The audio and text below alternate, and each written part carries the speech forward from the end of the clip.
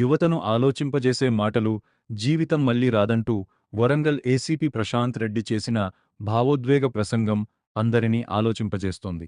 Road ప్రమాదంలో మరణించిన ఓ యువకుడి అంతిమయాత్రలో పాల్గొన్న ఆయన మద్యం, గంజాయి వంటి వ్యసనాలకు దూరంగా ఉండాలని పిలుపునిచ్చారు.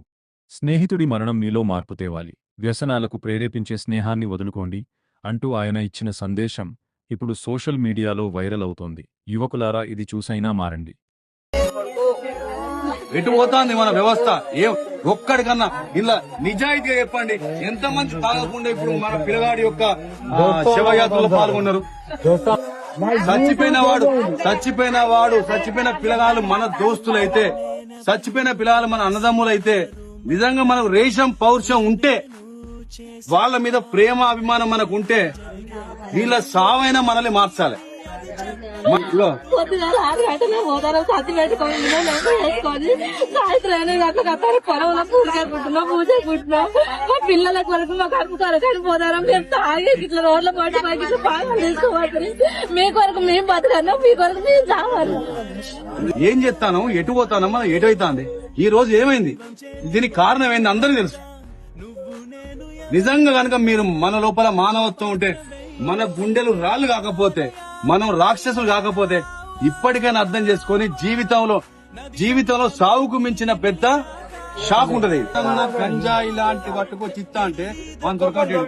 నడిపోట్ల కలుగుదాం, ఆగుదాం, మార్చుకుందాం. జీవితం మళ్ళా రాదు.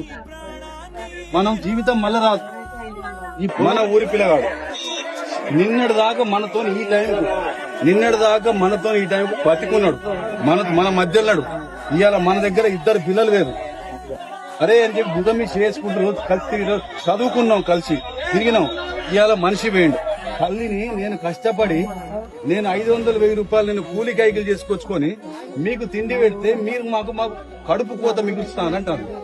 మీ అందరు కొడుకులు తనకు పుట్టినా తాగుడే, సచ్చినా తాగుడే, ఎవడో గెలిచినా తాగుడే, ఎవడో ఓడిపోతే తాగుడే, ఎటు చేసి తాగుడు. దాని తోడు గంజాయిలు.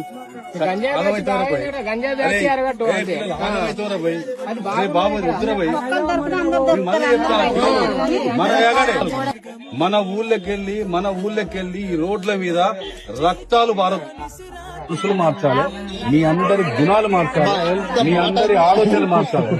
ఇవాళ మీరందరూ ఆయన కొడుకులు కావాలి.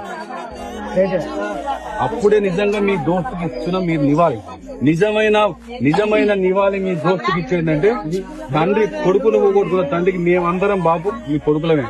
మీకు నిజం చెప్తున్నా, పిల్లలు, నేను శనిగరం బిడ్డని, నేను చెప్తానా, మీకు రేషం పౌరుషం ఇంత అంత ఉంటే, మన అవ్వలు చెప్తున్నా ముచ్చట్టు, మన దోస్తు సాక్షిగా బంద్ చేయాలి. అదే పద్ధతి బంద్ చేసి ఆ దోస్తే మనల్ని